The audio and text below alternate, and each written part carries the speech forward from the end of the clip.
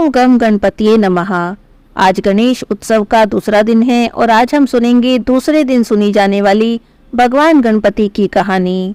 बोलिए गजानन गणेश की जय हो। किसी गांव में एक बुढ़िया माई अपने बेटा बहू के साथ रहती थी। उसके 2 पोते पोती भी थे। बुढ़िया माई गणेश भगवान की परम भक्त थी। रोज सुबह नहाती धोती और भगवान गणेश की पूजा करती। लेकिन उसकी बहू को बुढ़िया माई का ये पूजा पाठ बिल्कुल भी पसंद नहीं आता था। बुढ़िया माई का बेटा जब अपने काम पर चला जाता तो बहू अपनी सास से लड़ाई झगड़ा करती और कहती कि आप तो अपनी पूजा पाठ में लगी रहती हो, अपने पोते पोती का ध्यान क्यों नहीं रखती? अगर आप उनका ध्यान रखोगी तो मैं घर का सारा काम ध्यान से कर सकती हूँ। मैं घर का काम भी करूँ और बच्चों को भी देखूँ। मुझे आपका ये पूजा पाठ करना बिल्कुल भी पसंद नहीं है।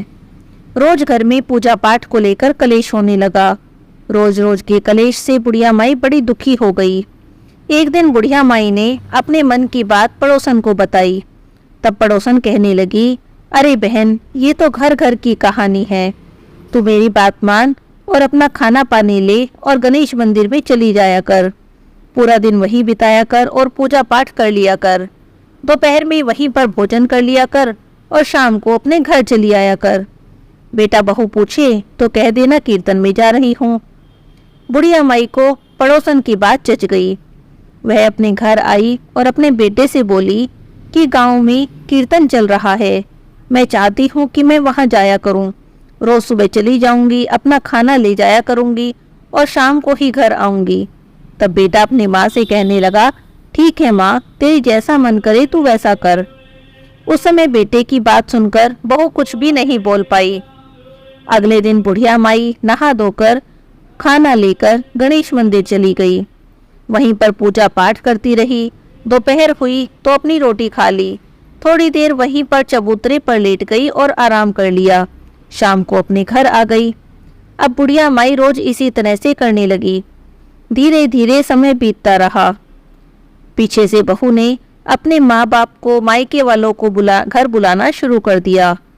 बहू सास को तो रूखा सूखा रोटी बना कर देती और अपने माता पिता को, भाई बहन को घर बुलाकर हलवा पूरी खीर बना बना कर खिलाती। शाम को बुढ़िया माई के घर आने से पहले ही उसके मायके वाले अपने घर वापस चले जाते। एक दिन की बात है, सास तो मंदिर जाने के लिए तैयार हो रही थी, लेकिन बहू को किसी बात पर बहुत गुस्सा आ रहा था। जब सास ने खाना मांगा तब बहू ने गुस्से में अपनी सास को रात की बची बासी रोटी कपड़े में बांधकर दे दी। बुढ़िया माई तो खाना लेकर मंदिर चली गई। जाकर भगवान गणेश की पूजा करने लगी और प्रार्थना करने लगी, हे गणेश जी महाराज, मेरे घर में कभी भी किसी बात की कोई कमी ना आए। मेरा घर धन धान्य से भरा रहे। मेरे बेटे को, मेरे पोतों को, मेरी पोती को खूब तरक्की देना और मेरी बहू को सद्बुद्धि देना। तब भगवान गणेश सोचने लगे कि बुढ़िया माई तो बहुत सीधी सादी है। उसकी बहू उसके साथ कितनी चालाकी करती है, लेकिन उसे कुछ पता ही नहीं। इसे रोज ठंडी बासी रोटी देती है और पीछे से हलवा पूरी बना बना कर अपने मायके वालों को खिलाती है। लगता है अब तो मुझे ही कुछ करना पड़ेगा। तब भगवान गणेश ने सास की बासी रोटी बहू के बनाए हलवा पूरी से बदल दी। सास जब खाना खाने बैठी तब उसने देखा कि आज तो बहू ने हलवा पूरी बनाकर दी है। सास तो बड़ी खुश हुई। उधर बहू के मायके वाले जब खाना खाने बैठे, जैसे ही खाना खाने बैठे तो उनकी हलवा पूरी बासी रोटी में बदल गई। यह सब देखकर तो बहू के मायके वाले बहुत नाराज हुए और कहने लगे, ये बासी रोटी खाने के लिए तूने हमें बुलाया है? तब बहू ने अपने मायके वालों को समझाया कि मैंने तो हलवा पूरी बनाई थी, पता नहीं बासी रोटी में कैसे बदल गई। लेकिन उसके मायके वाले नाराज होकर चले गए। अगले दिन सास फिर से मंदिर जाने के लिए तैयार हो रही थी।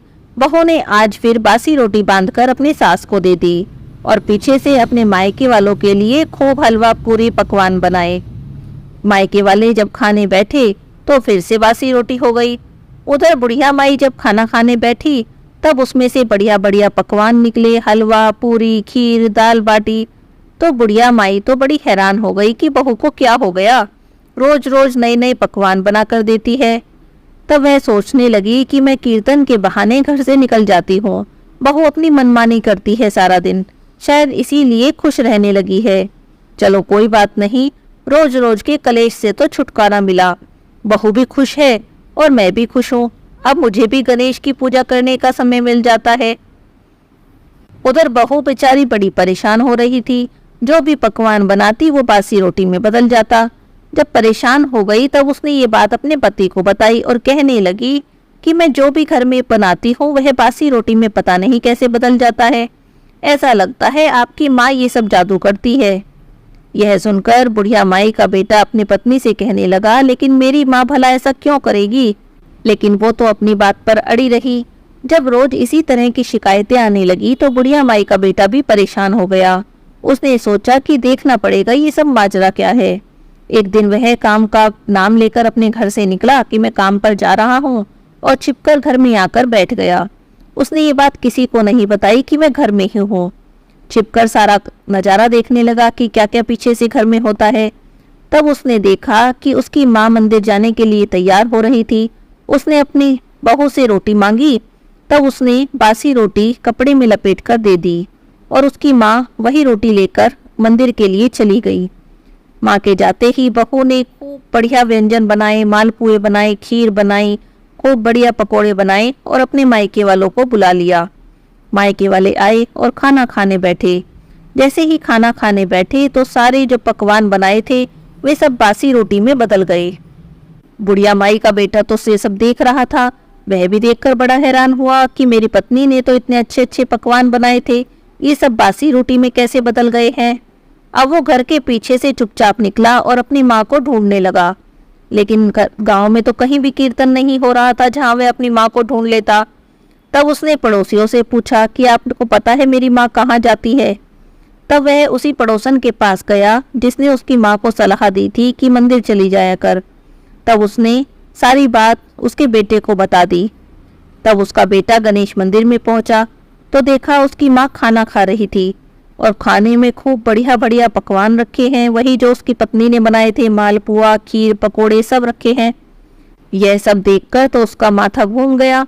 वह सोचने लगा कि इसका मतलब मेरी पत्नी ठीक कह रही थी, मेरी माँ तो कोई जादूगरनी है, वो बासी रोटी से सारे पकवान बदल देती है। वह अपनी माँ के पास गया और उसे खूब खरी खोटी सुनाकर अपने घर वापस आ गया। जब शाम को बुढ़िया माई घर आई तब उसके बेटे ने दरवाजे ही नहीं खोले और कहने लगा कि तुम तो हमारे ऊपर ही जादू टोना करती हो, तुम्हारा इस घर में कोई स्थान नहीं है। बेचारी बुढ़िया माई बड़े दुखी मन से दोबारा से गणेश मंदिर में जाकर बैठ गई और गणेश जी के सामने बैठकर रोने लगी और कहने लगी कि मैंने तो कोई भी जादू टोना नहीं किया, पता नहीं मेरा बेटा मुझसे ऐसा क्यों कह रहा है।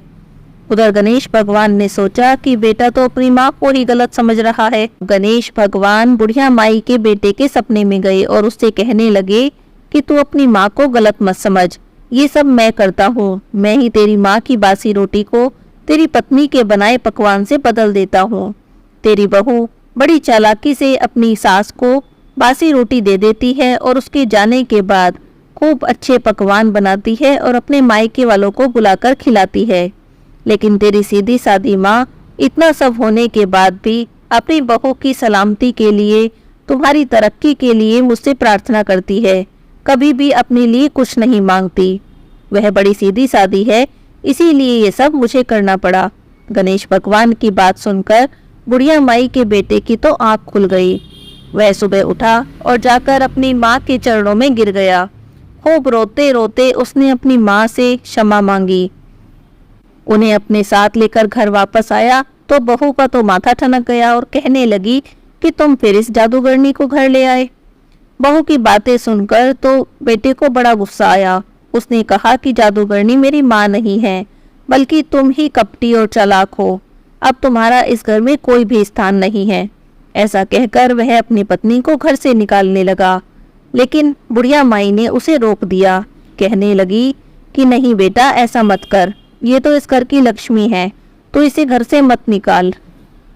गलती तो सबसे हो जाती है। अब बुढ़िया माई की बहू को भी समझ में आ गया था। वह भी अपनी सास के चरणों में गिरकर क्षमा मांगने लगी।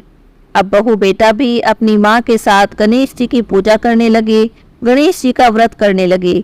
गणेश जी की कृपा से बुढ़िया माई का घर धन धान्य से भर गया और बुढ़िया माई इस जीवन में सुख भोग कर स्वर्ग को गई। ये गणेश जी भगवान, जैसा सुख आपने बुढ़िया माई को दिया वैसे ही सबको देना, सबकी मनोकामना पूरी करना। बोलिए गजानन गणेश की जय हो।